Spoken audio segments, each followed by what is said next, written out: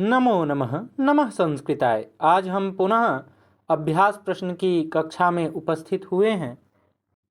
पिछली कक्षा में हमने किरातार्जुनीयम ग्रंथ के 75 प्रश्नों तक अध्ययन किया था।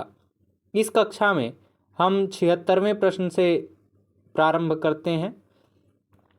आज की इस कक्षा का पहला प्रश्न है कि व्रजन्ति ते मूढ़धियः पराभवम् इति कस्मिन् काव्ये उक्तम्। शिशुपालवधे, भट्टिकाव्ये, किरातार्जुनीये, कुमार संभवे। यह प्रश्न देखिए यूजीसी नेट का पेपर है। जब आप देखेंगे इसमें 2012 का पेपर देखेंगे तो उसमें यह प्रश्न पूछा गया है कि व्रजन्ति ते मूढ़धियः पराभवम् इति कस्मिन् काव्ये उक्तम्। तो यह जब हम किरातार्जुनीयम ग्रंथ का पहला सर्ग पढ़ते हैं तो पहले सर्ग के 30वें श्लोक में यह पंक्ति प्राप्त होती है कि व्रजन्ति ते मूढ़धियः पराभवम् भवन्ति मायाविषु येन मायिनः प्रविश्य हिघ्नन्ति शठास्तथा विधान असंवृतांगान्निशिता इवेशवः। तो यह जो पंक्ति है, यह पंक्ति किरातार्जुनीयम ग्रंथ में प्राप्त होती है, किरातार्जुनीयम के प्रथम सर्ग में। अगर यही इस प्रकार से पूछ लिया जाए कि इस कथन का वक्ता कौन है, व्रजन्ति ते मूढ़धियः पराभवम्, इस सूक्ति का या इस कथन का वक्ता कौन है, तो देखिए यह जो कथन है यह द्रौपदी का कथन है। द्रौपदी महाराज युधिष्ठिर से कहती हैं कि मंद बुद्धि वे पुरुष पराजय को प्राप्त होते हैं जो मायावियों के विषय में मायावी नहीं होते। अर्थात जो कपटपूर्ण आचरण करने वाले लोग होते हैं, अगर उनके विषय में आप कपटपूर्ण आचरण नहीं करते हैं तो क्या है, ऐसे जो धूर्त व्यक्ति होते हैं वो तीक्ष्ण बाण द्वारा वेधित अनावृत शरीर की भांति उसी प्रकार के माया रहित लोगों को मार डालते हैं। अर्थात अगर आप कपटी लोगों के प्रति कपटपूर्ण आचरण नहीं करते हैं तो वह आपको ही कष्ट पहुंचाएंगे, आपको ही कष्ट देंगे। तो यह जो है इसमें हमारा यही तीसरा विकल्प सही उत्तर हो जाएगा, किरातार्जुनीये। अगला प्रश्न है कि हितम मनोहारि च दुर्लभम वचः किसकी उक्ति है, युधिष्ठिर की, वनेचर की, द्रौपदी की अथवा अर्जुन की। हितम मनोहारि च दुर्लभम वचः, यह किसकी उक्ति है। देखिए यह भी प्रश्न पूछा जा सकता है कि हितम मनोहारि च दुर्लभम वचः, यह सूक्ति किस ग्रंथ में प्राप्त होती है। प्रश्न देखिए एक ही है लेकिन उसको कई तरीके से पूछा जा सकता है। तो इसमें यह उक्ति किसकी है, तो यह उक्ति वनेचर की है। जब आप प्रथम सर्ग पढ़ेंगे तो प्रथम सर्ग में चौथे श्लोक में यह पंक्ति प्राप्त होती है कि क्रियासु युक्तैर नृपचार चक्षुषो नवंचनीयाः प्रभवोनुजीविभिः अतो रहस्य छन्तुम साधु साधुआ हितम मनोहारि च दुर्लभम वचः। तो वह वनेचर जो है जब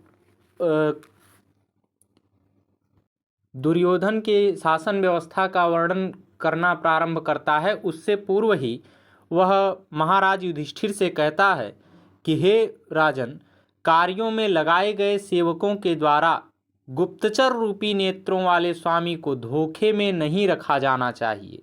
इसलिए अप्रिय अथवा प्रिय मेरे वचन को आप क्षमा करें, क्योंकि कल्याणकारी एवं मनमोहक ऐसे वचन बहुत दुर्लभ होते हैं, यानी हितकारी भी हो और मनोहारी भी हो, ऐसे वचन बहुत दुर्लभ हैं। इसलिए मैं इसी प्रकार की बातों को कहने जा रहा हूँ, क्योंकि मैं क्या हूँ, आपका नेत्र हूँ, और यदि मैं आपसे झूठी बात कह दूंगा तो फिर आपको सत्यता का पता नहीं चल पाएगा।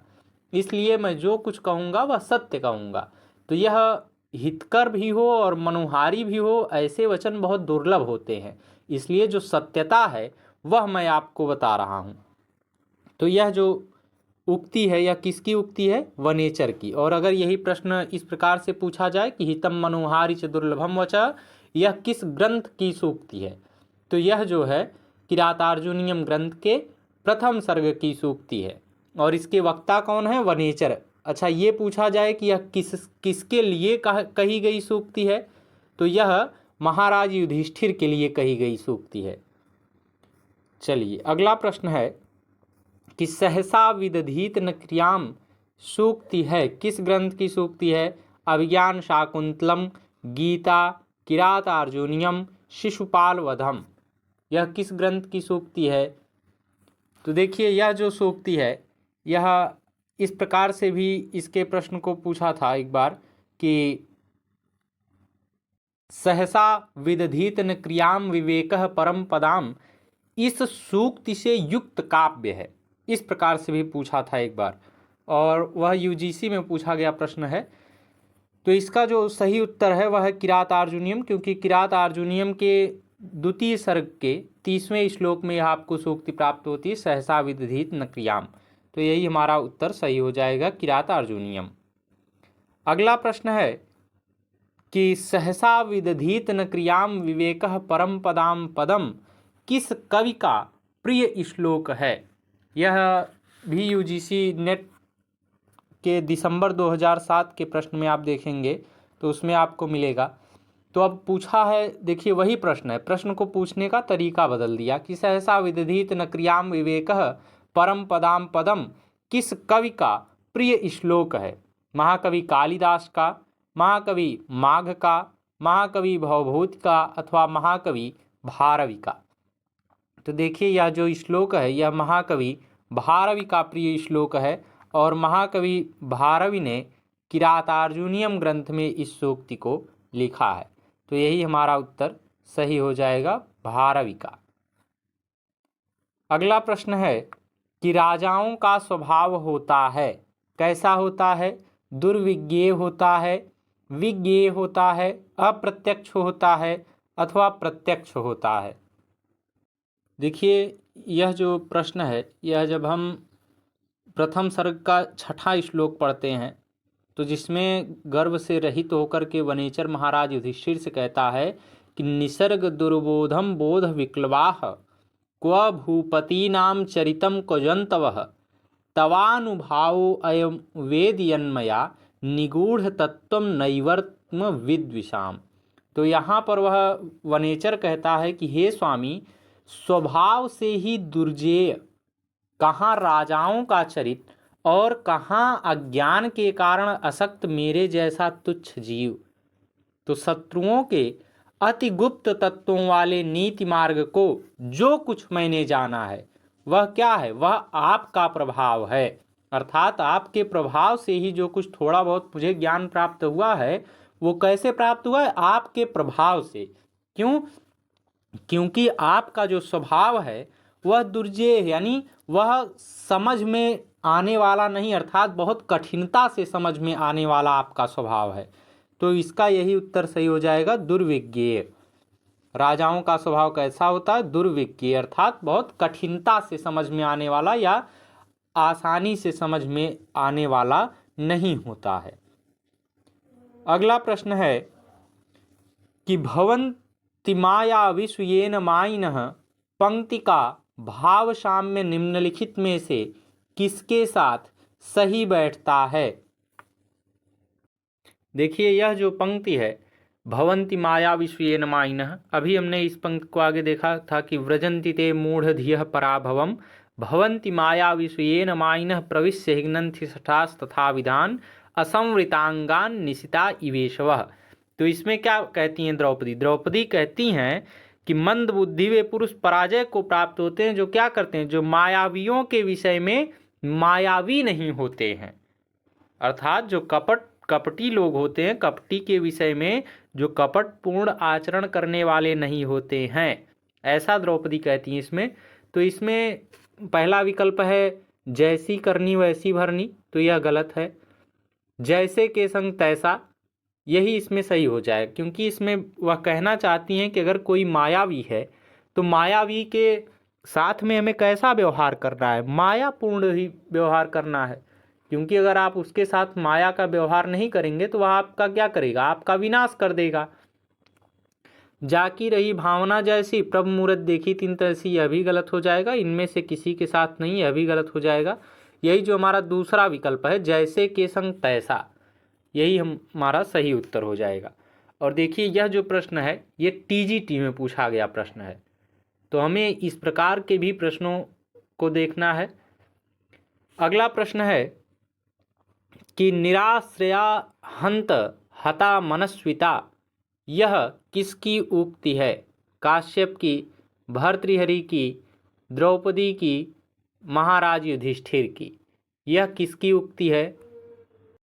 देखिए, जिस समय द्रौपदी महाराज युधिष्ठिर को धिक्कारती रहती हैं तो वह कहती हैं कि पुरः सरा धामवताम यशोधना सुदुः सहम प्रिय निकारमीदृशम भावदृशाश्चेदधिकुर्वते रतिम निराश्रया हंत हता मनस्विता। तो यह जब आप 43वां श्लोक देखेंगे तो उसमें यह पंक्ति आपको मिलेगी, और उसमें यह कथन किसका है? तो यह कथन है द्रौपदी का। द्रौपदी महाराज युधिष्ठिर से कहती हैं कि तेजस्वियों में अग्रणी, यश को ही धन समझने वाले आप जैसे सर्वशक्ति संपन्न इस प्रकार के अति असह्य शत्रुकृत अपमान को प्राप्त करके यदि संतोष कर लेते हैं तो खेद की बात है, दुख की बात है कि मनस्विता निराधार होकर समाप्त हो जाएगी, अर्थात स्वाभिमान का जो ठौर है वह ही समाप्त हो जाएगा। तो इतना धिक्कारती हैं महाराज युधिष्ठिर को। तो यही जो हमारा तीसरा विकल्प है यही सही उत्तर हो जाएगा कि यह किसकी उक्ति है? तो महारानी द्रौपदी की उक्ति है। अगला प्रश्न है कि सदानुकूलेषु हि कुर्वते रतिम नृपेष्वमात्येषु च सर्वसंपदः, यह किसके द्वारा कहा गया है? द्रौपदी के द्वारा, वनेचर के द्वारा, दुर्योधन के द्वारा अथवा महाराज युधिष्ठिर के द्वारा? देखिए, अगर यही इस प्रकार से प्रश्न पूछ दिया जाए कि सदानुकूलेषु हि कुर्वते रतिम नृपेष्वमात्येषु च सर्वसंपदः, यह किस ग्रंथ की उक्ति है? तो इस प्रकार से भी इसे पूछा जा सकता है। तो किरातार्जुनीयम के प्रथम सर्ग की उक्ति है। इसके वक्ता कौन है? तो इसके वक्ता हैं वनेचर। वनेचर के द्वारा यह कथन कहा जा रहा है। किससे कहा जा रहा है? महाराज युधिष्ठिर से। वह कहते हैं कि स किंसखा साधुन शास्त्र योधिपम हितान्न यह संसृणुते सकिम प्रभु सदानुकूलेषु हि कुर्वते रतिम नृपेष्वमात्येषु च सर्वसंपदः। वह कहते हैं कि जो हितैषी सेवक स्वामी को समुचित उपदेश नहीं देता है, क्या वह मित्र है? अर्थात वह कुत्सित मित्र है। जो राजा हितैषी व्यक्ति की बात नहीं सुनता है, क्या वह स्वामी है? अर्थात वह कुत्सित स्वामी है, बुरा स्वामी है, क्योंकि राजाओं एवं मंत्रियों के परस्पर अनुरक्त रहने पर ही सारी संपत्तियां राज्य में सदा अनुराग करती हैं। देखिए, इन सभी ग्रंथों में इतनी बड़ी बातें कही गई हैं कि यदि इसे जीवन में उतारा जाए तो आज के समाज में भी देखिए कहाँ कोई ऐसा राजा है कि जो किसी अपने मंत्री की बात सुनता है या किसी अन्य की बात सुनता है। किसी की बात नहीं सुनता, अपने मनमानी लोग करते हैं। जैसे आज भी देखिए इतनी सारी परीक्षाओं के कैंसिल होने पर जब लोग सभी टीचर जब धरना देते हैं तो उनको मारा जाता है, पीटा जाता है। उनकी बातों को कहाँ कोई सुनता है। तो इसीलिए यह पंक्ति इसमें कही गई है कि जो राजा होते हैं और राजा के जो मंत्री होते हैं, यह जब आपस में सामंजस्य बना करके रहते हैं तभी जो राज्य की संपत्तियां हैं वो क्या करती हैं? अनुराग रखती हैं, बहुत अधिक धन संपत्ति प्रदान करती हैं। जब दोनों में विरोध रहेगा तब थोड़ी ना ऐसा होगा। तो इसलिए यह जो इसमें कथन है, यह किसका कथन है? यह वनेचर के द्वारा कहा गया कथन है। यही हमारा दूसरा विकल्प सही उत्तर हो जाएगा। अगला प्रश्न है कि स चिंतयत्येव भियस्त्वदेष्यन्ति अहो दुरंता बलवद्विरोधिता, यह किसके विषय में कहा गया है? महाराज युधिष्ठिर के विषय में, वनेचर के विषय में, दुर्योधन के विषय में अथवा दुशासन के विषय में? तो देखिए, यह जो पंक्ति है यह भी पूछा जा सकता है कि यह किस ग्रंथ की पंक्ति है। तो यह किरातार्जुनीयम के प्रथम सर्ग की पंक्ति है। इसके वक्ता कौन है? तो इसके वक्ता है वक्ता के रूप में जब आप देखेंगे तो वनेचर इस कथन को कहने वाले हैं। वनेचर कहते हैं कि इतनी सुदृढ़ व्यवस्था के पश्चात भी क्या है, दुर्योधन पांडुपुत्रों से भयग्रस्त रहता है। तो पूरा श्लोक इस प्रकार से है कि प्रलीन भूपालमपि स्थिरायति प्रसादावारिधि मंडलम भुवः स चिंतयत्येव भियस्त्वदेष्यन्ति रहो दुरंता बलवद्विरोधिता। तो यह किसके लिए कहा गया है? यह दुर्योधन के लिए कहा गया है कि वह दुर्योधन कैसा है। वह दुर्योधन राजाओं के समाप्त हो जाने पर भी दीर्घ काल तक सुस्थिर भविष्य वाले समुद्र पर्यंत भूमंडल पर प्रशासन करता हुआ भी आपकी ओर से आने वाले भय की चिंता करता रहता है।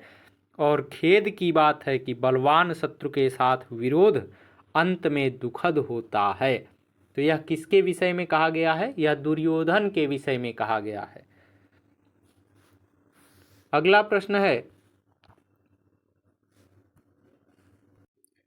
निगूढ़ तत्वम नयवर्त्म विद्विषाम, यह उक्ति किसकी है? वनेचर की, दुर्योधन की, द्रौपदी की अथवा महाराज युधिष्ठिर की? यह उक्ति किसकी है? निगूढ़ तत्वम नयवर्त्म विद्विषाम, वनेचर की उक्ति है, दुर्योधन की उक्ति है, द्रौपदी की या महाराज युधिष्ठिर की? तो देखिए यह वनेचर की उक्ति है।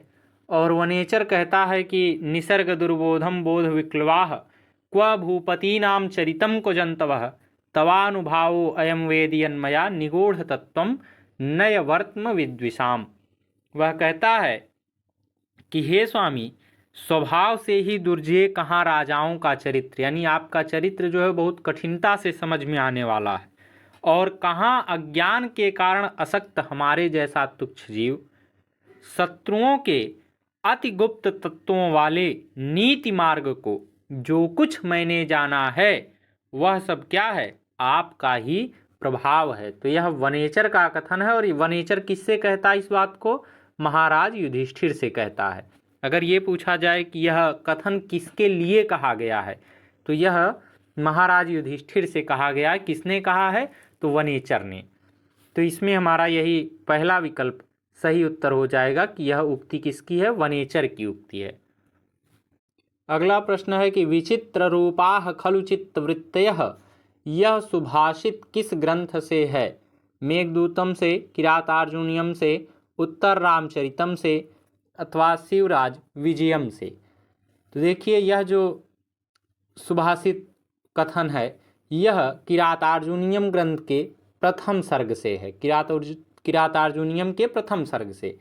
अगर ये पूछा जाए कि इस कथन का वक्ता कौन है, तो द्रौपदी इसकी वक्ता हैं। वह कहती हैं कि इमामहम वेदन तावकीयम धियम विचित्र रूपाः खलु चित्तवृत्तयः विचिन्तयन्त्या भवदापदम पराम रुजन्ति चेतः प्रसभम ममाधयः। तो वह कहती हैं कि इस आपकी वर्तमान बुद्धि को मैं नहीं समझ पा रही हूँ, क्योंकि संसार में लोगों की चित्तवृत्तियाँ वस्तुतः विलक्षण स्वरूपों वाली होती हैं और आपकी महती विपत्ति की चिंता करती हुई मेरे चित्त को मनोव्यथाएं बलपूर्वक व्याकुल कर रही हैं। वह महाराज युधिष्ठिर को धिक्कारती हैं और कहती हैं कि पराजय और आत्मीय जनों के द्वारा पीड़ित एवं अपमान भोगे जाने पर भी आपकी मानसिक स्थिति को मैं नहीं समझ पा रही हूँ, क्योंकि संसार में प्रत्येक व्यक्ति की मानसिकता क्या होती है? अलग अलग होती है। लेकिन जो आपकी दुर्दशा हो रही है उसे देखकर मैं बहुत दुखी हूँ, ऐसा वह इसमें कहती हैं। तो यही जो इसमें हमारा दूसरा विकल्प है यही सही उत्तर हो जाएगा कि यह सूक्ति किरातार्जुनीयम ग्रंथ से है। अगला प्रश्न है कि तथापि वक्तुम व्यवसाययन्ति माम निरस्तनारी समया दुराधयः, यह श्लोकांश किस ग्रंथ से लिया गया है? अभिज्ञान शाकुंतलम से, शिवराज विजयम से, नीति शतकम से अथवा किरातार्जुनीयम से? देखिए यह जो श्लोकांश है यह किरातार्जुनीयम ग्रंथ के प्रथम सर्ग से लिया गया है। और अगर ये पूछा जाए कि इस कथन का वक्ता कौन है, तथापि वक्तुम व्यवसाययन्ति माम निरस्तनारी समया दुराधया, इसके वक्ता कौन है? तो इसकी वक्ता है द्रौपदी। वह कहती हैं कि भवादृशेषु प्रमदा जनोदितम भवत्यधिक्षेप इवानुशासनम तथापि वक्तुम व्यवसाययन्ति माम निरस्तनारी समया दुराधयः। वह कहती हैं कि आप जैसे ज्ञानवान लोगों के विषय में स्त्री जनों के द्वारा कथित कर्तव्योपदेश अपमान के समान होता है, तो भी कर्तव्योपदेश देना अनुचित होने पर भी स्त्री जनोचित शालीनता विनष्ट कर देने वाली दुसह मानसिक व्यथाएं मुझको कुछ कहने के लिए प्रेरित कर रही हैं। तो यह जो सूक्ति है यह किरातार्जुनीयम ग्रंथ के प्रथम सर्ग की सूक्ति है। यही हमारा विकल्प सही उत्तर हो जाएगा। अगला प्रश्न है कि पराभवो अप्युत्सव एव मानिनाम, यह उक्त किस ग्रंथ में है? नीति शतकम में, किरातार्जुनीयम में, मुद्रा राक्षसम में, शिशुपाल वधम में, किस ग्रंथ में है? यह उक्ति जो है यह किरातार्जुनीयम के प्रथम सर्ग में है। किरातार्जुनीयम के प्रथम सर्ग में अगर यह पूछा जाए कि इस सूक्ति का वक्ता कौन है, तो द्रौपदी हैं। किससे कह रही हैं? महाराज युधिष्ठिर से कह रही हैं। वह कहती हैं कि द्विषन निमित्ता यदीयम दयाम ततः समूल मूल यतीव मे मनः परैर पर्यासित वीर्य संपदाम पराभवो अप्युत्सव एव मानिनाम। वह कहती हैं कि चूँकि यह जो वनवास रूप दुर्दशा शत्रुओं के कारण हुई है, अतः मेरा मन मानो मूलतः उत्पादित अर्थात उखड़ा हुआ जा रहा है। शत्रुओं से अपर्यावर्तित अर्थात अखंडित पराक्रम रूपी संपत्ति वाले मनस्वी पुरुषों के लिए पराजय भी उत्सव ही है। अर्थात आप उत्साह युक्त होकर के दुर्योधन के लिए कोई उपाय कीजिए, ऐसा वह इसमें कहना चाहती हैं। तो यह जो उक्ति है यह किरातार्जुनीयम ग्रंथ के प्रथम सर्ग की उक्ति है। तो यही हमारा उत्तर सही हो जाएगा। अगला प्रश्न है कि समेन सिद्धिम मुनयो न भूभृतः, यह कथन किसका है? द्रौपदी का, वनेचर का, दुर्योधन का अथवा इनमें से कोई नहीं। देखिए यह जो कथन है यह महारानी द्रौपदी का कथन है, क्योंकि अभी जो हमने पिछला प्रश्न देखा था पराभवो अप्युत्सव एव मानिनाम, उसी के तुरंत बाद अगले श्लोक में यानी 42वें श्लोक में वह पुनः कहती हैं कि विहाय शांतिम नृपधाम तन पुनः प्रसीद संधेहि विधाय विद्विषाम व्रजंति शत्रून वधूय निस्पृहा समेन सिद्धिम मुनयोन भूभृता। वह कहती हैं कि शांति का परित्याग कर दीजिए हे राजन, शांति का परित्याग कर उस क्षत्रिय तेज को अर्थात शत्रुओं के वध के लिए पुनः धारण करिए। अब प्रसन्न हो जाइए, क्योंकि निरभिलाषी मुनिजन ही काम क्रोध आदि शत्रुओं को परास्त कर शांति के द्वारा सिद्धि को प्राप्त करते हैं। राजा लोग शांति से राजकार्य सिद्धि नहीं प्राप्त कर सकते, अर्थात यह सब मुनियों का कार्य है। शांति का रूप धारण करके रहना और काम क्रोध आदि केवल शत्रुओं को परास्त करते रहना ये मुनि का कार्य है, ये आपका कार्य नहीं है। आपका कार्य क्या है? युद्ध करना है, युद्ध करके अपने साम्राज्य को प्राप्त करना है। तो इस कथन के वक्ता के रूप में है महारानी द्रौपदी। यही हमारा विकल्प सही हो जाएगा। अगला प्रश्न है कि जटाधरः संजुहधीह पावकम, यह कथन किसको कहा गया है? महाराज युधिष्ठिर को, अर्जुन को, भीम को अथवा दुर्योधन को? देखिए यह जो कथन है इस कथन के अगर वक्ता पूछा जाए तो महारानी द्रौपदी हैं, और किसके लिए कहती हैं? तो महाराज युधिष्ठिर को कहती हैं। क्या कहती हैं? कहती हैं अथ क्षमामेव निरस्त विक्रमस चिराय पर्येसि सुखस्य साधनम विहाय लक्ष्मीपति लक्ष्म कार्मुकम जटाधर संजुह धीह पावकम। तो वह कहती हैं कि पराक्रम विहीन होकर क्षमा को ही चिरकाल तक सुख का साधन आप मानते हैं, तो फिर राज चिन्ह धनुष को छोड़कर जटाधारी होकर यहीं वन में अग्नि को हवन करें। अर्थात आप क्या करें, यदि आप जीवन पर्यंत ही शांति को सुख का साधन समझते हैं तो शत्रुकृत तिरस्कार को सहन करें, और ये जो राज चिन्ह धनुष जो आप धारण किए हैं इसका त्याग कर दीजिए, इसको यहीं छोड़ दीजिए। और क्या करिए, मुनि वृत्ति के अनुरूप हवन आदि कार्य के द्वारा अग्निदेव को यहीं वन में प्रसन्न कीजिए।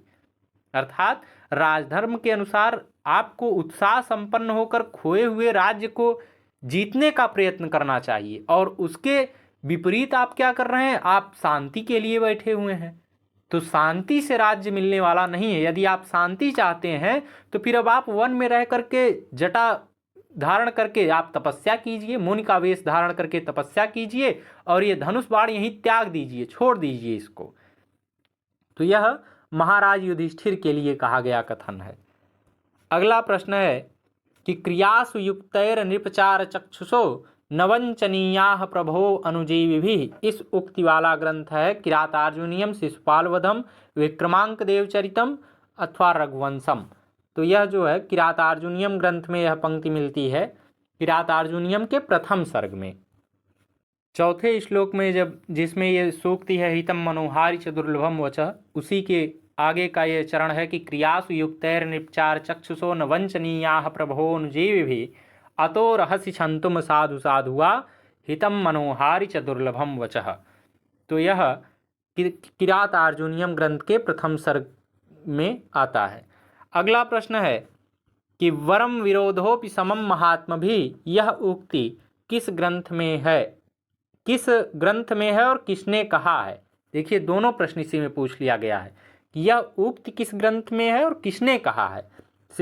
शिवराज विजयम में सेनापति ने, किरातार्जुनीयम में वनेचर ने, किरातार्जुनीयम में युधिष्ठिर ने, शिवराज विजयम में शिवाजी ने। यह उक्ति किसने कहा है, किस ग्रंथ में और किसने कहा है। देखिए यह जो उक्ति है, यह जब हम 8वां श्लोक देखते हैं प्रथम सर्ग का, तो उसमें है कि तथापि जिह्मः स भवज्जिगीषया तनोति शुभ्रम गुण संपदा यशः समुन्नयन भूति मनार्य संगमा द्वरम विरोधोपि समम महात्मभिः। देखिए यहाँ पर हम संपूर्ण श्लोक इस प्रकार इसलिए बता रहे हैं ताकि जो हम पीछे श्लोक पढ़े हैं एक बार उसकी पुनरावृत्ति भी हो जाए इसी में। और अगर आपने ग्रंथ का अध्ययन नहीं किया है तो ग्रंथ के लिए हमने अलग से ही पहले ही प्लेलिस्ट बनाया है, उसमें आप आसानी से इसका पूरा ग्रंथ अध्ययन कर सकते हैं। इसमें करीब 30 श्लोकों तक ही 30 या 33 श्लोकों तक हमने उसमें संकलित किया है, तो वहाँ से आप इसका अध्ययन कर सकते हैं। तो इसमें देखिए यह पूछा गया है कि इस कथन का वक्ता कौन है, ऐसा भी पूछा गया है। तो यह आप देखेंगे तो आशंकाग्रस्त होता हुआ वह कुटिल सुयोधन अपने गुणों का विस्तार कर यश प्राप्त करना चाहता है, इसमें ऐसा बताया गया। कौन बता रहा है इसको, वनेचर बता रहा है। किससे बता रहा है, महाराज युधिष्ठिर से। तो यह जो उक्ति है इसके वक्ता हैं वनेचर। यही हमारा दूसरा विकल्प सही उत्तर हो जाएगा कि वरम विरोधोपि समम महात्मभिः। यह उक्ति किस ग्रंथ में किसने कहा है, तो किरातार्जुनीयम ग्रंथ में वनेचर ने कहा है। अगला प्रश्न है कि अबंधकोपस्य विहंतुरापदाम भवन्ति वस्या स्वयमेव देहिनः इति वाक्यम कस्मिन् महाकाव्ये अस्ति। रघुवंशे शिशुपालवधे किरातार्जुनीये नैषधीः चरिते। यह पूछा गया है कि यह जो वाक्य है यह किस ग्रंथ में प्राप्त, किस महाकाव्य में है। रघुवंश में है, शिशुपाल में है, किरातार्जुनीयम में है, नैषधीः चरितम में है। तो यह जो है किरातार्जुनीयम ग्रंथ के प्रथम सर्ग में प्राप्त होता है।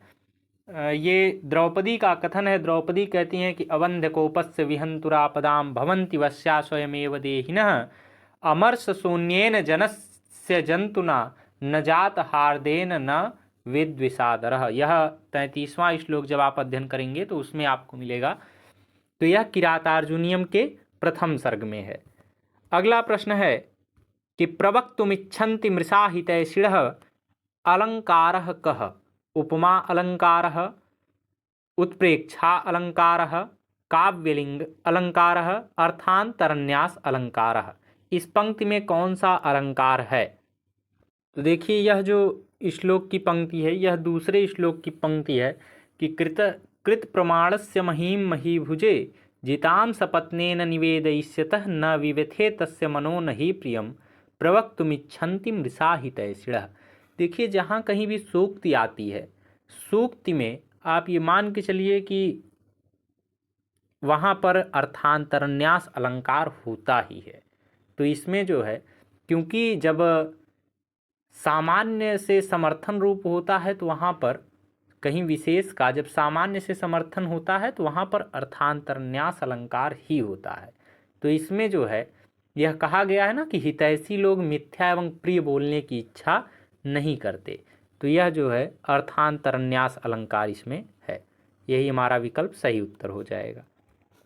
अगला प्रश्न है कि वृणुते ही विमृश्यकारिणम गुणलुब्धा स्वयमेव संपदः, यह उक्ति कहाँ प्राप्त होती है? नीति शतक में शिशुपाल वध में, किरातार्जुनीयम में, कुमार संभवम में, किस ग्रंथ में प्राप्त होती है? तो यह जो सूक्ति है यह किरातार्जुनीयम के, जब आप दूसरे सर्ग का 30वां श्लोक पढ़ेंगे तो उसमें यह सूक्ति प्राप्त होती है। तो यह किरातार्जुनीयम ग्रंथ, यही हमारा सही उत्तर हो जाएगा। अगला प्रश्न है कि किरातार्जुनीयस्य मल्लिनाथ सूरीकृत टीकायाः नाम किम? अब इसमें देखिए पूछा गया है कि किरातार्जुनीयम ग्रंथ पे जो मल्लिनाथ ने टीका लिखा है उस टीका का क्या नाम है? संजीवनी टीका है, घंटापथ टीका है, छाया टीका है अथवा चंद्रालोक टीका है? मल्लिनाथ सूरी ने जो टीका लिखा है वह कौन सी टीका है किरातार्जुनीयम ग्रंथ पर? तो देखिए, किरातार्जुनीयम ग्रंथ पर इन्होंने घंटापथ नाम की टीका लिखा है। यही जो हमारा दूसरा विकल्प है यही सही उत्तर हो जाएगा, घंटापथ टीका। अगला प्रश्न है कि महाकवि भारवी का प्रिय रस है वीर रस, श्रृंगार रस, करुण रस अथवा वीर एवं श्रृंगार रस दोनों? कौन सा विकल्प इसमें सही उत्तर होगा? देखिए, जो पहला विकल्प है वीर रस, तो वीर रस प्रधान अगर देखा जाए तो महाकवि माघ हैं। भारवी के लिए भी वीर रस आता है, लेकिन वीर रस के साथ साथ महाकवि भारवी का प्रिय रस जो है वह श्रृंगार भी है, यानी यह वीर एवं श्रृंगार रस दोनों के प्रेमी हैं। तो यह जो विकल्प होगा हमारा, ये डी वाला विकल्प, यही सही उत्तर हो जाएगा, वीर एवं श्रृंगार रस। श्रृंगार रस केवल किसका प्रिय है? तो कालिदास का। करुण रस किसका प्रिय रस है? तो महाकवि भवभूति का। तो इसमें हमारा यही उत्तर सही हो जाएगा, वीर एवं श्रृंगार रस दोनों। अगला प्रश्न है कि महाकवि भारवी का प्रिय छंद है वंशस्थ एवं उपजाति, अनुष्टुप, शार्दूल विक्रीडित अथवा वसंत तिलका? तो इसमें देखिए, जो अनुष्टुप छंद है, अनुष्टुप छंद ये वाल्मीकि, व्यास इनका प्रिय छंद है, अश्वघोष का प्रिय छंद है।